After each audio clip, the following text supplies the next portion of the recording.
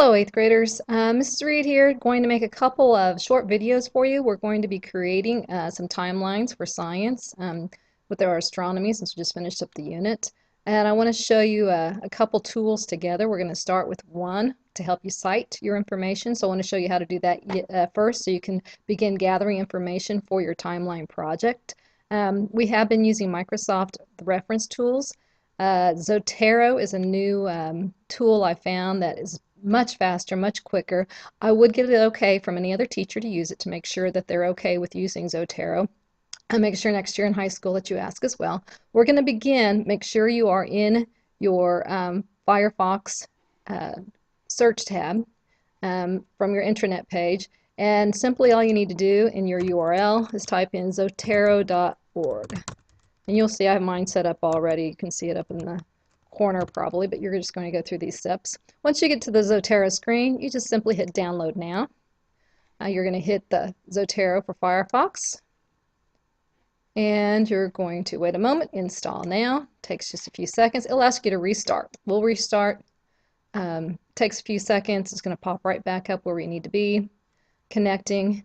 And you now have Zotero installed. If it doesn't appear, you should be finding a nice little tab here in the corner, a little Zotero sign. Mine shows up in the upper left-hand corner, but yours will show up in the lower right-hand on the student laptops. So once you've done that, if you don't see an icon down here or mine at the top of the page, simply click on Firefox. You want to go to Add-on Options and make sure the Add-on toolbar. I kind of had a problem this. I kept thinking I'm downloading, nothing's happening. You need to make sure the Add-on toolbar shows up. So once we're finished with that, we're going to go back into Firefox. Oops, excuse me. Open up a new tab. I'll get us there eventually.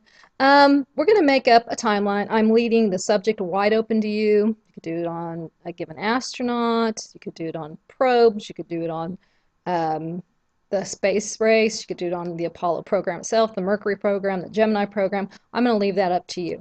We're just going to for practice purposes for citing, we're going to use space probes. And I would go to NASA. And for some reason, I can search much faster using my Google instead of using my URL today, so we're going to go that way. I go to NASA, and I know Cassini is one of the probes, so I might do a search. And once I get there, I'm finding information on Cassini. I can find images, I can find information.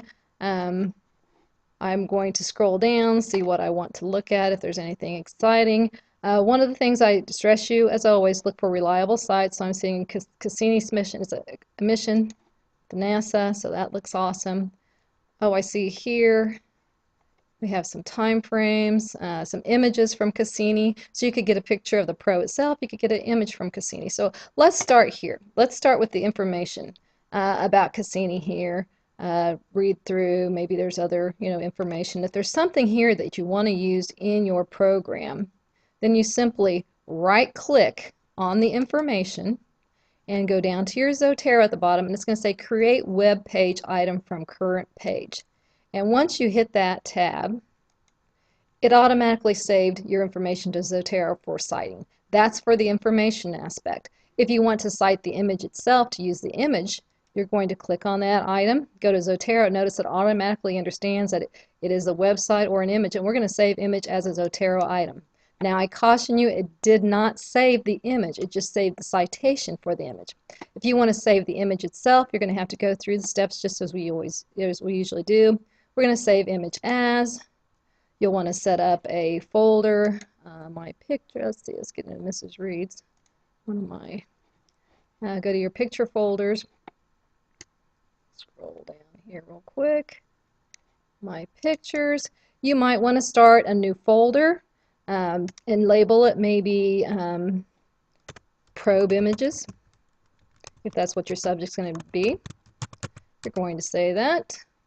Open it up and save that image there. Oops. There we go. So that image will be there saved to use at a later portion. So it's very easy to use, very user-friendly. You're ready to go back and start looking for more information. You can go back to where you were to see if there's another interesting article. We have the latest news on Cassini. You might do it on several different probes. Maybe you just want to do it on Cassini itself. That's up to you. But if you go on to another site, you're going to read, see Saturn's moons. Maybe I want to go there and get that information. Like I said, you're going to have information to read below. If you want to use that information, you can. You don't have to. If you just want to use the image, you can. But right-click on the information if you want the information. Zotero, create the web page. It's done. Click the image. Zotero, create a web page, or save the image as a Zotero. And then don't forget, you must save the image if you would like to save the image. And it's going into my probe site, so it's there to use. Now, you may ask, how do I manage it? I'm not seeing anything. Well, we're going to go click on, just a moment, get in my Zotero tab. I'll have to download, get all that real quick. For some reason, it's not letting me go over here. Go to the top there. Shows up in different spots. As you can see, I have numerous things that I have already saved, practice images, because I'm making a Dippity timeline example for you, but you can see everything's already alphabetized for you. Here's my Cassini sites that I had earlier. Everything's saved here. Now once, say this is all the information, all the citations I'm making for my project, and I'm ready to put them into a bibliography. One thing nice that Zotero does, everything is already alphabetized. So if you put them in the order they're in, they're going to be alphabetized for you, so you don't have to go through the headache of remembering what goes first, numerals for letters, and so forth. So to use this, to create my bibliography, first I'm going to have to create a bibliography page. If it was a PowerPoint, you could put it at the end. I'm going to use a Microsoft Word document because with the timeline we're going to use, there's not going to be a place to put it. So we're going to open up a document. We're going to File, Save As. I'm going to save this as a probe bib. Or maybe I'll put bib probe. It might be easier to find that way. Bib probe. Okay, so I'm going to save. So I have that. So once I get ready to start making my bibliography, I start at the top, and all I have to do is click on this, and I want to create a bibliography. Scroll down. You're going to figure out what type of mode you want to use, whether it's AMA or APA, MLA. We're going to use APA, 6th edition, and they have the newest editions available. And we want to make sure we're copying to our clipboard, so make sure it's clicked there. Then we hit OK.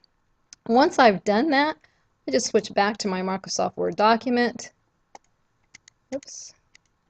Should be able to right click, and paste. Okay, paste it there. There you have it. Now it does not indent for you. You'll have to go back and do the indentations for that second line. Remember, it's always the second line that's indented. We leave the second one, or first one, to the left, and then indent the second or third line if it's the third line. And once you start doing that, you just continue, go to your next one, and it highlights where you're at, so that's nice. We're going to create a bibliography. We've got all this set up. You don't have to redo that again. You just simply hit OK, go back to your Word document, right-click, paste, and there you have. Now this one's going to be a little trickier to go back and do the tabs.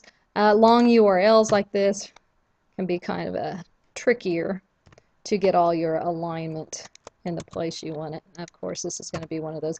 But you can go back and mess with your formatting so it's formatted correctly. And then, like I said, just keep going back and forth, creating the next one. Oh, I see why. That's a Google search. We don't want a Google search in there. So we're going to delete. All you do is click on it, hit your delete button, and that will delete. No wonder that wouldn't put it in the way I want. I don't want a source as my Google search. So I'm going to create a bibliography again, one more time, show you everything's set up, hit OK. Go back here. I'm going to delete this because that was nonsense. And now I will right click, paste. There we have it. And like I said, they'll keep going in alphabetical order, and you'll just save all those. And then if you will nicely label the top for me for your bibliography, I'd appreciate it. Save it, turn it in. And if you want to put probes there, what have you, and please include your name at the top so that I can remember whose is who. It's hard to, there's no handwriting to analyze here. But it's such an easy tool to use. You can save as much as you want. When you're ready to start over, you can actually just highlight everything, hit delete. I'm not going to, because I'm going to show you next how to use the Dippity timeline using this information that we've cited. So hope you can get started. We can get set up. If you have any questions, this is one of the things I have set up in case I'm gone from school or if you miss school. So if you need help with it, just simply email me. All right, thank you.